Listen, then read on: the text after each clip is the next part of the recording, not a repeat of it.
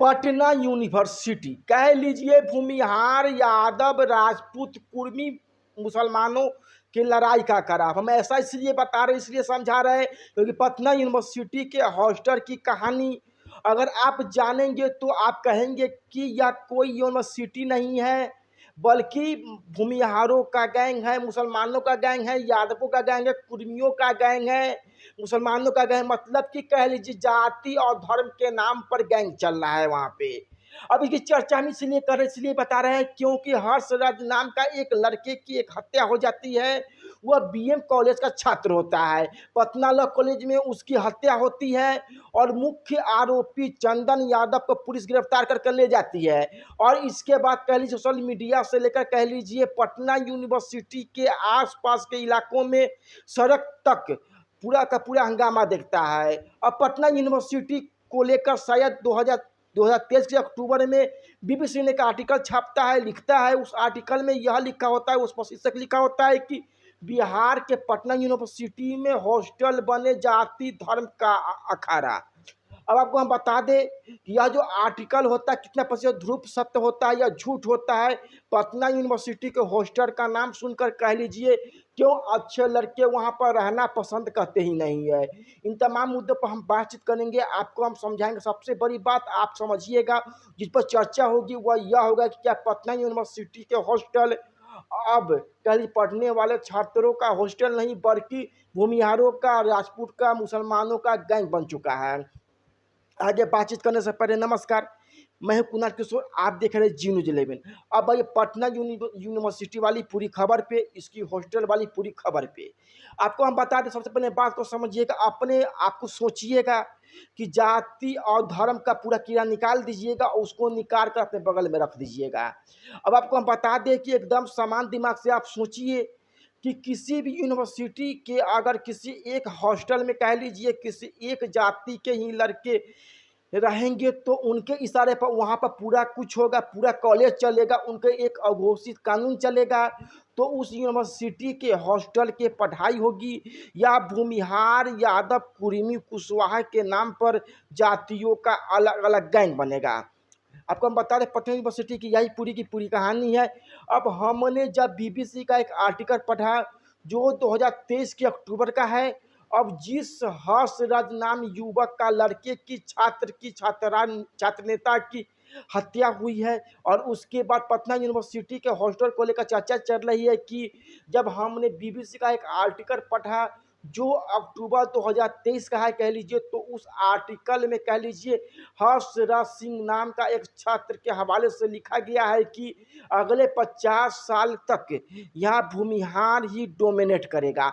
मतलब कि शायद पूरी हॉस्टल में रहने वाले बीएम कॉलेज में पढ़ने वाले हर्षराज सिंह के तौर पे उनकी पहचान बताई गई है।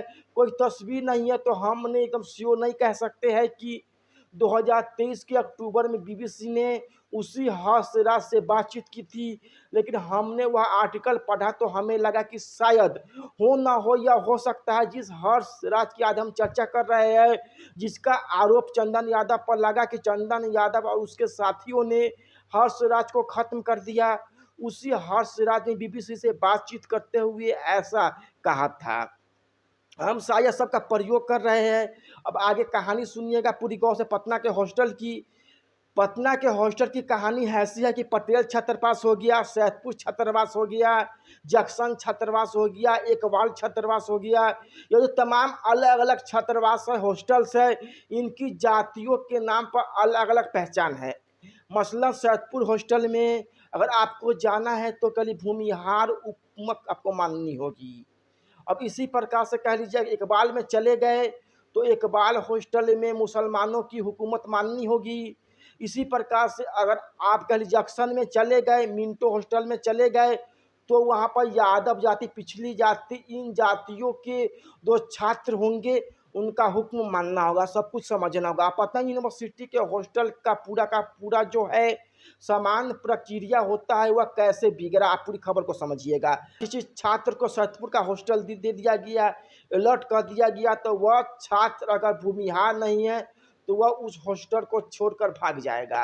अगर किसी भूमिहार छात्र को जंक्शन हॉस्टल दे दिया गया, इकबाल हॉस्टल दे दिया गया, तो उसको उस हॉस्टल से भगा दिया जाएगा। और पटना यूनिवर्सिटी में जो छात्र नेता है, जो लड़के पढ़ते हैं और जो प्रशासन है वहाँ का, उसको बड़े अच्छे से यह तमाम चीज़ों को पता है, पूरा कुछ जानकारी है। बीबीसी के आर्टिकल जब मैंने पढ़ा तो उसमें खूब वो लिखा था, अक्टूबर 2023 में उन तमाम चीज़ों का जिक्र किया गया है जिन तमाम चीज़ों के कारण पटना यूनिवर्सिटी का हॉस्टल दो कभी आईएएस, आईपीएस, अर्थशास्त्री, अच्छे नेताओं को देता था। वह हॉस्टल कह लीजिए एक प्रकार का अलग अलग जातियों का गैंग बन गया। अब आपको हम बता दें, किशोर कुणाल से लेकर पूर्व डीजीपी बिहार के गुप्तेश्वर पांडे, नीतीश कुमार से लेकर लालू प्रसाद यादव और बिहार के पहले मुख्यमंत्री श्री कृष्ण सिंह, यह तमाम वह जो बड़े बड़े चेहरे हैं तो कभी ना कभी इसी पटना यूनिवर्सिटी के हॉस्टल में रहकर पढ़ाई करके आगे बढ़े हैं। ये आज के दौर में कहानी बदल चुकी है। कहानी ऐसी बदली है कि एक हॉस्टल भूमिहारों का है, दूसरा हॉस्टल मुसलमानों का है, दूसरा तीसरा हॉस्टल यादवों का है, चौथा हॉस्टल कुर्मी का है। और ऐसे दर्जनों हॉस्टल की पहचान उनके जाति और धर्म के शब्दों पर अब आज की तारीख में हो चुकी है। और यह 100% ध्रुव सत्य है। हर्ष राज के साथ हुआ क्या, तो आपको बताया जाता है कि कुछ दिन पहले डांडिया नाइट का एक कार्यक्रम हो रहा था। उसी कार्यक्रम के दौरान हर्ष राज और चंदन यादव के बीच कोई कहासुनी हो जाती है। अन्य छात्र भी थे, उस जगह पर मौजूद थे और इसके बाद हर्ष राज उनके निशाने पर आ जाता है, क्योंकि हर्ष राज बीएम कॉलेज का छात्र था और पटना लॉ कॉलेज में वह एग्जाम देने गया था। और जैसे ही वह परीक्षा देकर बाहर निकलता है, बाहर आता है, अपने मुंह को बांधे आस लोग जाते हैं और हर्ष राज का काम तमाम कर देते हैं। इसके बाद पटना यूनिवर्सिटी के आसपास सड़क पर छात्रों का हुजूम निकल जाता है। जातियों को चश्मे से जो तमाम लोग होते हैं जो सोशल मीडिया पर आकर लिखना शुरू कर देते हैं। लेकिन अंततः आप अपने दिल से, अपने मन से पूछेंगे तो आपको पता चल जाएगा कि पटना यूनिवर्सिटी को एक गैंग बनाने का काम किया किसने। तो यह सब कुछ वहाँ की प्रशासन ने अगर समय रहते उन छात्रों को बताया होता कि ना, यूनिवर्सिटी भूमिहार राजपूत यादव पासवान जातियों का गैंग बनाने के लिए नहीं है, बल्कि पढ़ने के लिए है यूनिवर्सिटी, तो शायद सब कुछ नहीं हो पाता है। आज के दौर में कह लीजिए स्थिति बिगड़ चुकी है, पूरी की पूरी खराब है।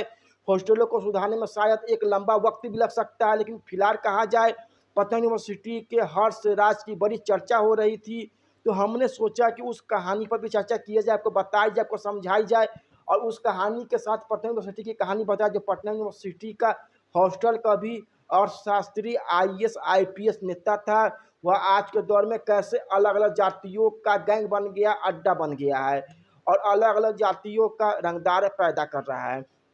आपकी इस पर क्या राय, कमेंट बॉक्स में जाएंगे बताएंगे। बाकी हम यूट्यूब पर देख रहे